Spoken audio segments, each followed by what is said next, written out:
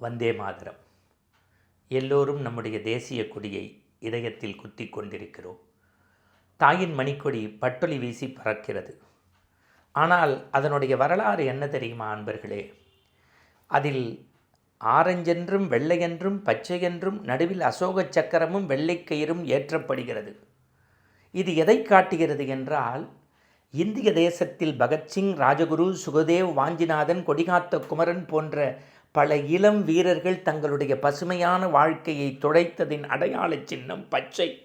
அவர்கள் அந்நியனோடு போர் புரிந்த போது சிந்திய குருதியில் உள்ள சிவப்பு அணுக்களும் வெள்ளை அணுக்களும் ஆரஞ்சாகவும் வெள்ளையாகவும் காட்சி தருகிறது.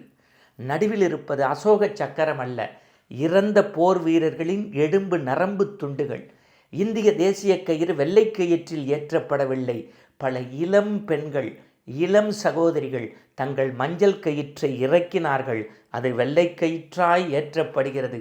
சுதந்திர தினத்திற்கு வானத்திலிருந்து கொடியிலிருந்து உதிர்க்கக்கூடிய பூக்கள், பல இளம் பெண்கள் தங்கள் தலையிலிருந்து பூக்களை உதிர்த்தார்கள். அது பாரத மாதாவின் திருவடியாக தேசிய கொடியிலிருந்து உதிர்க்கப்படுகிறது.